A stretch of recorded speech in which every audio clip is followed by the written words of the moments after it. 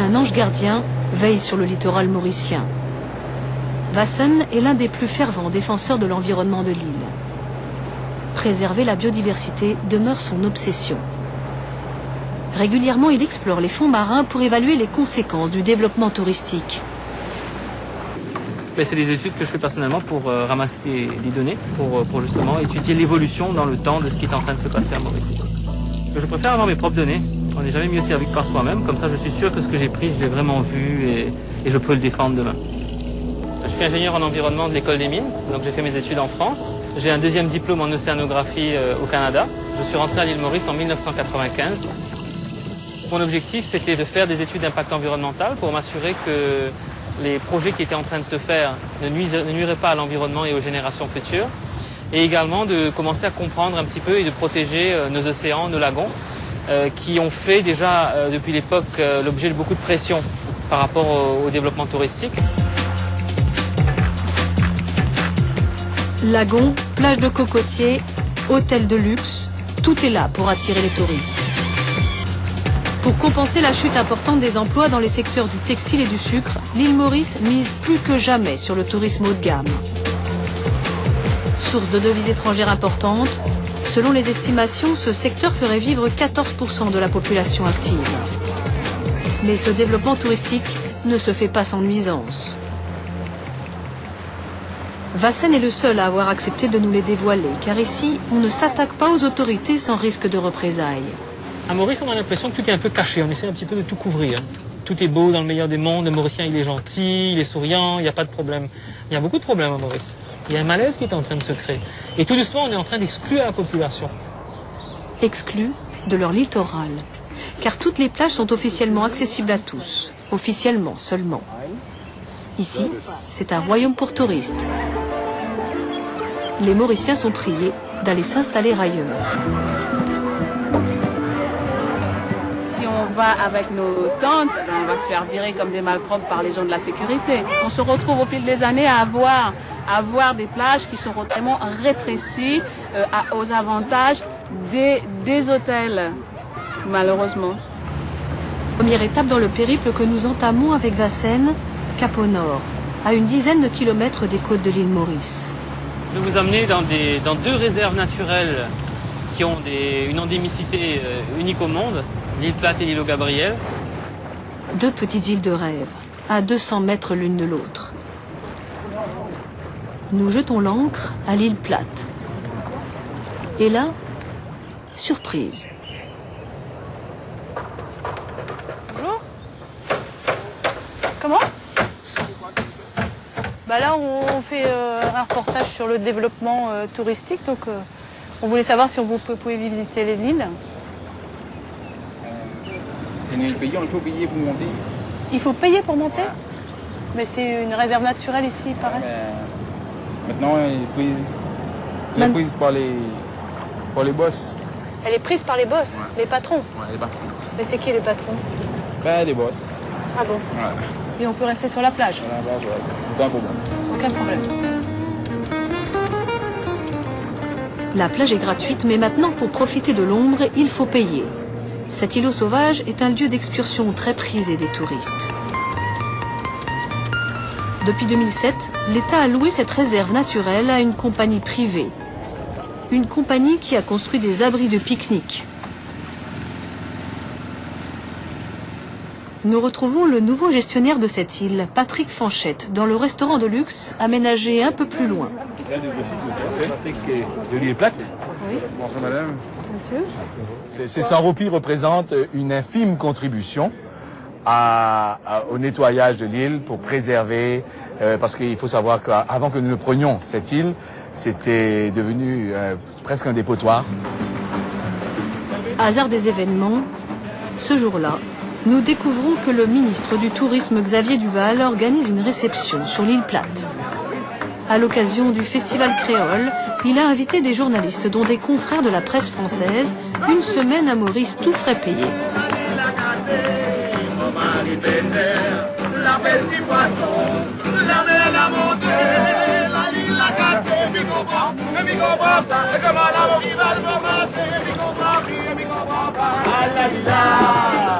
la música.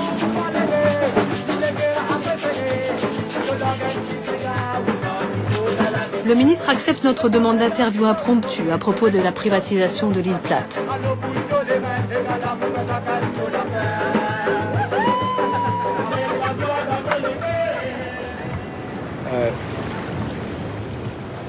On va voir ça. Donc, comment on va expliquer ça? Donc, le gouvernement a décidé que ce serait approprié que l'offre touristique se fasse dans des conditions correctes.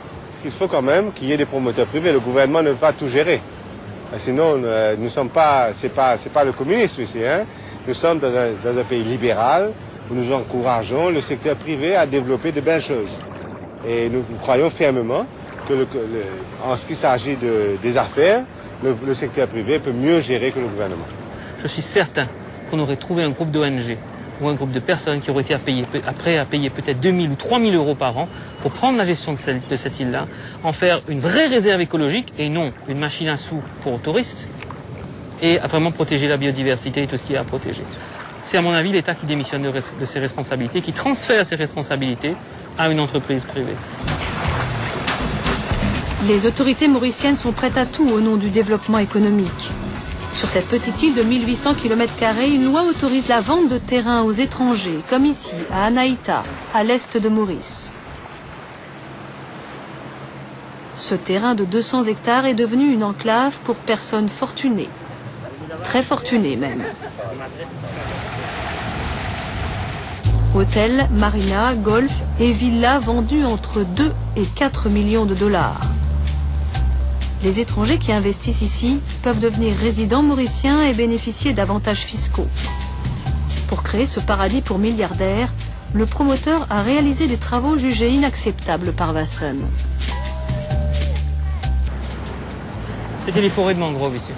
Donc il y avait le lagon, il y avait des coraux, des poissons, des pêcheurs qui gagnaient leur vie. Ce projet-là est venu combler donc ce passage que les gens avaient, détruire les mangroves. En principe, l'article 538 du Code civil vous dit que le domaine public est inaliénable, imprescriptible. On ne peut pas prendre du domaine public et le prescrire et se l'approprier. À la place des mangroves, il y a maintenant ces plages artificielles, sans cesse réensablées par des bulldozers. Le promoteur Nicolas Vaudin nie catégoriquement s'être accaparé une partie du lagon. Ici, le fait de remplacer de la boue ou de l'herbe et des buissons par de la plage, si vous appelez ça empiétrer sur le domaine public, c'est votre définition. Moi, je ne la vois pas de la même manière. Ces travaux ont été réalisés avec l'accord écrit de la directrice de l'environnement, Madame Wing, qui semble avoir du mal à assumer sa décision. D'après les observations, d'après les données sur le terrain, on a pu donner, on a donné, c'est tout. Mais pourtant, le droit de la mer, la mer est inaliénable. Je suis d'accord avec vous.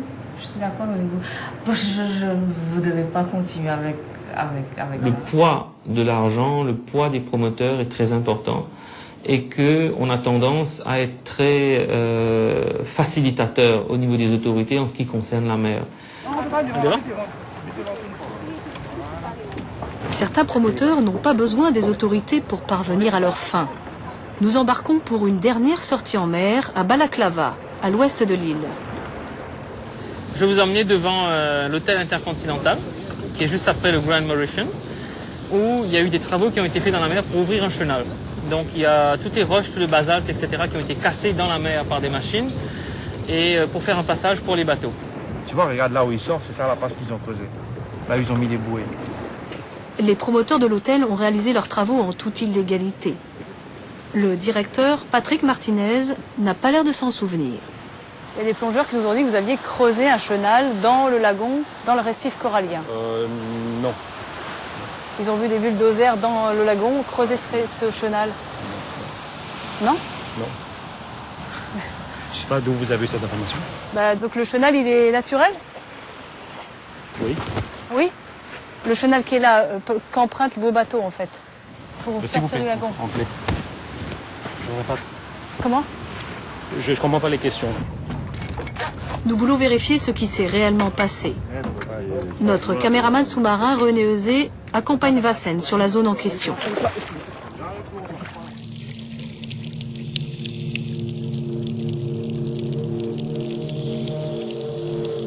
Sous l'eau, plus de traces de vie. Apparemment, les promoteurs n'ont pas lésiné sur les moyens.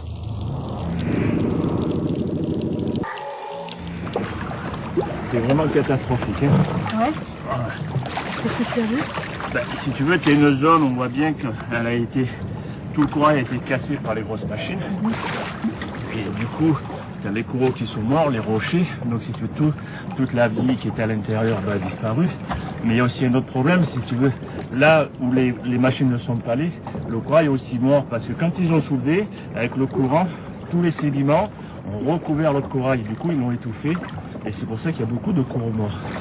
Pourquoi est-ce qu'à Maurice, au lieu de préserver les coraux, le lagon, les dernières forêts qui nous restent, pourquoi est-ce qu'on décide de tout vendre, de tout brader à des étrangers, de vendre notre île à des étrangers? Pourquoi est-ce qu'on ne se rend pas compte que finalement notre richesse, c'est pas des comptes en banque en euros ou en dollars avec des étrangers, mais c'est la nation mauricienne, l'authenticité et notre nature?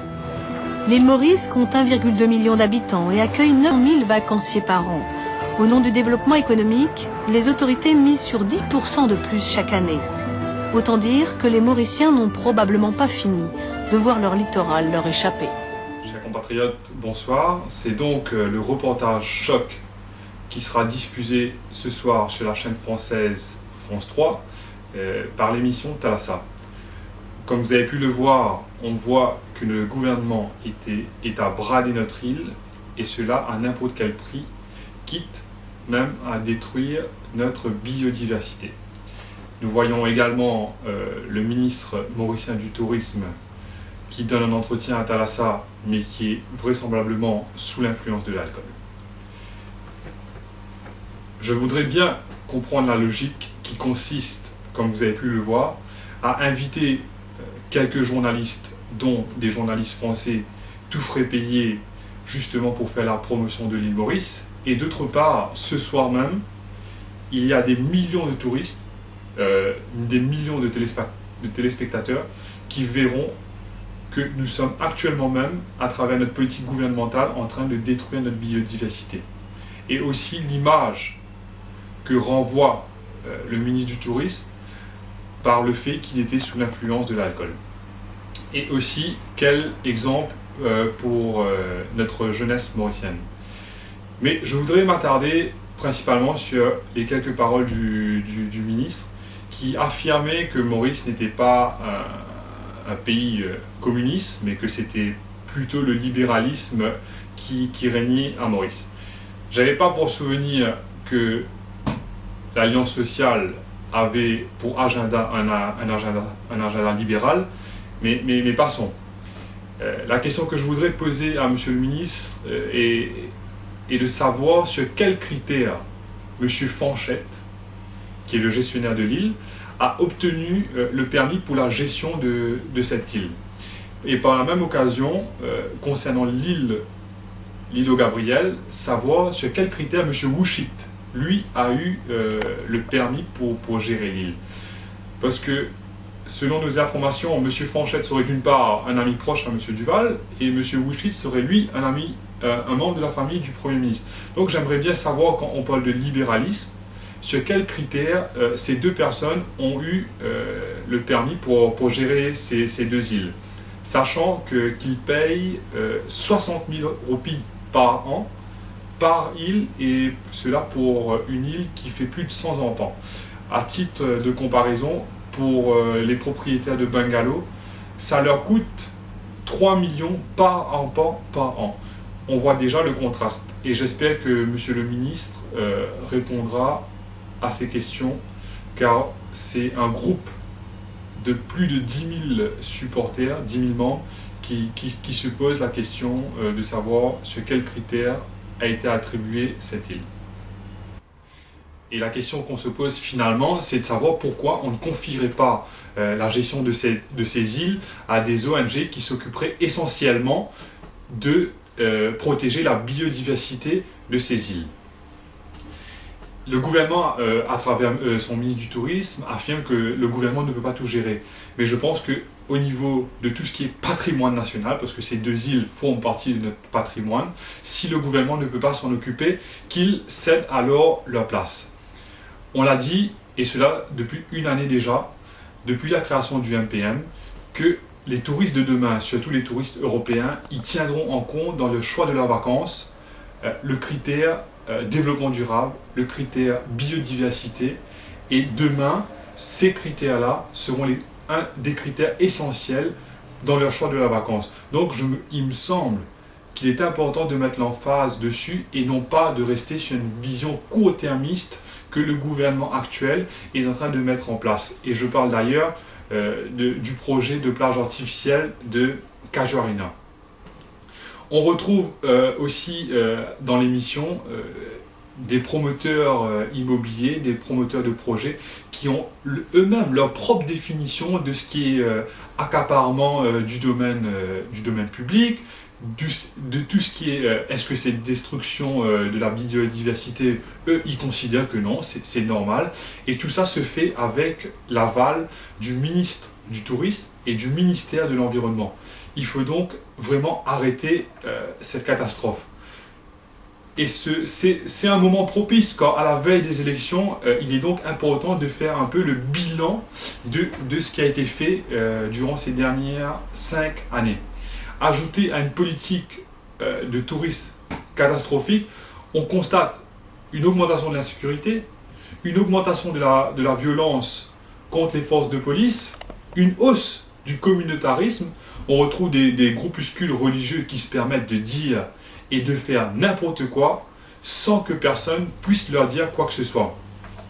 Aussi, on constate une augmentation des cas de violence contre la femme, et cela provient d'un rapport indépendant. Je vais vous citer le nom du rapport. C'était un rapport sur les droits de l'homme du Bureau of Democracy, Human Rights and Labor des États-Unis, rendu public récemment à Washington. Et d'autre part, une augmentation du trafic de tourisme, du trafic de drogue à Maurice, et cela encore une fois par un rapport international. Je vais vous le citer, c'est le rapport annuel de l'International Narcotics Control Board, basé à Vienne en Autriche. Tout ça pour vous dire que la situation n'est pas des plus favorables en ce moment à Maurice. En ce qui s'agit du MMM, quoi dire, 40 ans à la tête d'un parti, on ne le retrouve dans aucune démocratie. Cela s'apparente plutôt à tout ce qui est dictature. On retrouve un parti qui, pendant les dernières années, n'ont fait que critiquer le gouvernement en place, qui finalement, les 6 derniers mois avant les élections, s'est mis à négocier avec le pouvoir en place pour une question de ticket. On retrouve un parti qui n'a aucun programme, qui n'a aucune vision pour l'île Maurice, qui se base uniquement sur ce qu'ils auraient accompli dans le passé. Ensuite, on retrouve un leader qui utilise des mots tels que loup-garou et Alibaba contre ses adversaires, et qui au final, eux aussi, se mettent au jeu communal. Ils sont en train de rencontrer des responsables religieux, ils sont en train de négocier avec certaines personnes qui se retrouvent plus dans des églises, pour dire les choses clairement. Cela est inadmissible. Et quand le leader de ce parti dit que ce qui a été fait à M. Ramasitanen est un véritable affront à la communauté tamoule, personnellement, pour moi, c'est de l'incitation au communal. La question de savoir quoi voter reste entier. Mais il me semble plus judicieux que nous devrions, dans cette configuration actuelle, voter pour un candidat et non pas pour un parti. Parce que le schéma actuel, si on devait voter bloc, cela ne favoriserait qu'un groupe, qu'une population et non pas le pays tout entier. Au MPM, après une année d'existence, nous continuons notre structuration. Nous espérons officialiser le MPM en fin d'année pour ensuite se présenter aux élections de 2015 avec cette fois-ci vraiment des gens qui ont été choisis sur des critères méritocratiques et non sur des critères communaux. Et nous vous promettons un projet qui sera à la hauteur de notre île. Merci et à très bientôt.